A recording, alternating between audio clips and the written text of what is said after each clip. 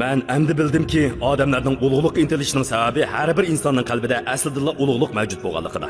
Ulug' kishilarga havas qilish, boshqalarning ulug'ligini ko'rish, ulug' odam bo'lishga qaraganda ko'p osonga to'xtaydi. Chunki ulug' odam bo'lish uchun vaqt sarf qilishga, uzluksiz tirishishga, o'zini kontrol qilishga va qurbonlik berishga to'g'ri keladi. Mana bu sening nimishqa bir oddiy odam ekanligining sababi. Sen hamisha faqat birli ishni qilasan, har kuni shu bir xil xizmatni takrorlaysan, hayotingdagi har bir kunni o'xshash o'tkazsan, turmushingda hech qanday o'zgarish bo'lmaydi. Asli sende var bo'lgan hamma narsa shundoq alohida va qoltis edi. Lekin sen o'zing oddiylikni tanlab turib olding.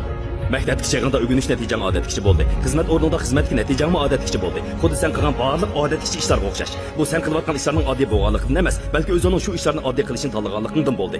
Sen nimishqa oddiy odam bo'lishni tanlaysan? Bu balkim atrofingning oddiy odamlar bilan to'shib ketganligidan yoki sening oddiy odamlardan muhitida cho'ng bo'lganligidan bo'lgan bo'lishi mumkin.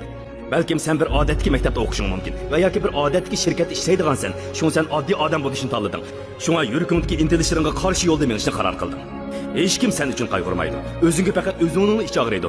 Mana bu kishilar muvaffaqiyat qozonmagan vaqtda ularda bo'ladigan tipik psixikalik holat. Ular o'ltirib o'z-o'zini ayiblaydi. Ya'ni boshqalarning ich og'ritishiga va g'amxo'rlikka erishishni ta'min qilishadi. Lekin ular bu tragediyalik taqdirdan qutulishni aslo xohlamaydi. Shuning bilan ularning texmi nasib bosadi. Chunki muvaffaqiyat hamma odamga nisb bo'lavermaydi. Ojiz va qo'rqinchoq kishilar muvaffaqiyat qozonolmaydi. Muvaffaqiyat aniq nishon va orzuga ega tirishchan kishilarga mansub. Nurg'ulg'an odam dunyoni, hukumatni va boshqalarni o'ziga qarzdor deb o'ylaydi. Amaliyat hech kim senga qarzdor emas. Navoda oddiylikni olqib muvaffaqiyat qozongan bo'lsa, muvaffaqiyat uchun qo'rqmay olg'a bos. Muvaffaqiyat oldinda. Navoda sening munevar bo'lishga jur'ating bo'lsa, sen cho'qim bir ulug' odam bo'la olasan. Musobiqani o'ynasan, ko'ngil qo'yib o'yna. Bo'lmasa o'ynamaydi qo'y. Navoda faqat 100% emas, 120% tirikchilik ko'rsatsan, hayoting to'lim qolib o'tgan bo'ladi.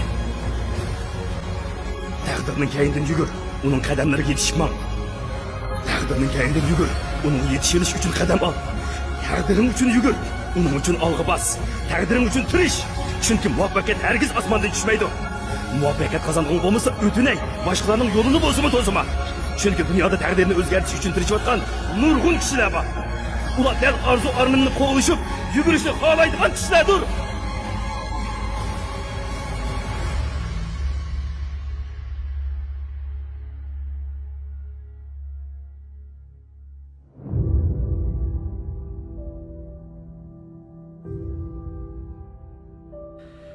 Kallamızda faqat voz kechish yoki uzluksiz davomlashtirishdan iborat ikkala o'y bor.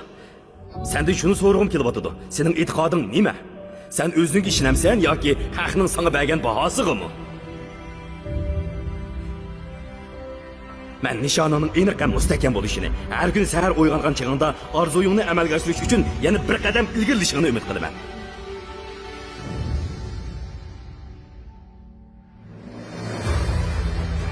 Mush yoshga kirguncha biror ishni ta'virtanmagan bo'lsam-mu, lekin men hozirdan boshlab muvaffaqiyatni qo'g'lab yugurishni boshlayman. Men to'liqsiz o'tirdi biror natijaga erishamadim, lekin men hozirdan boshlab muvaffaqiyatni qo'g'lab yuguraman. Men to'liq o'tir hayotimni behuda o'tkazib o'tdim, lekin men hozirdan boshlab muvaffaqiyatni qo'g'lab yuguraman.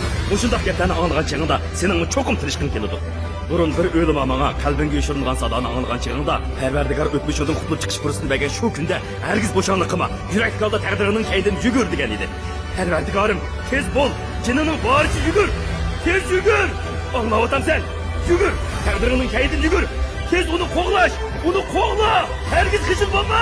Uni tez qo'g'la! Balkim sen mendan egiz, mendan yo'g'on, mendan kuchli tursan, lekin men tirishyapman. Mayli qancha uzun vaqt ketsin, oxirida muvaffaqiyat qozona yoki qozonmay, men yana janining boricha tirishyapman. Sen qancha tirishgan siri qiyinchilikdan sana bashak tusganmaydi. Turmushdagi har qanday bir ish shundoq.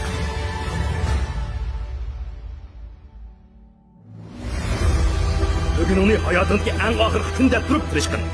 Ben 100% emas, 120% tirikchilik ko'rsatib erishgan bu turmushimga loyiqman. Men orzu yo'lida jabhat tortishga rozimanki, hargiz nishonsiz odam bo'lmayman. Orzuyimga yetamisanmi, uning uchun cho'qim tirikchilik ko'rsatishga rozimanki, hargiz qiyinchilik vahimisini kayniga yanmayman. Men hayotga barliq mag'lubiyatlarni tetib berishga rozimanki, hargiz hech nima qilmaslik sababidan afsuslanishni xohlamayman.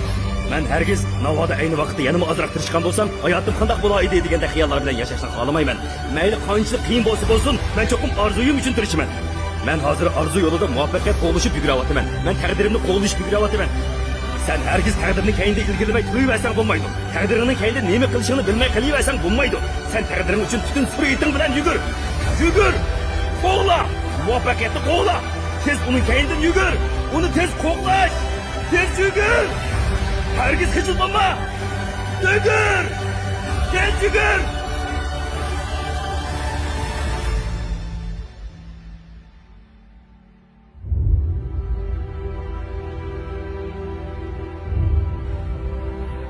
Oldindagi to'salg'ularni bosib o'tsang, keyningda qo'g'lab kelayotgan peshkanliklardan qutula olasan.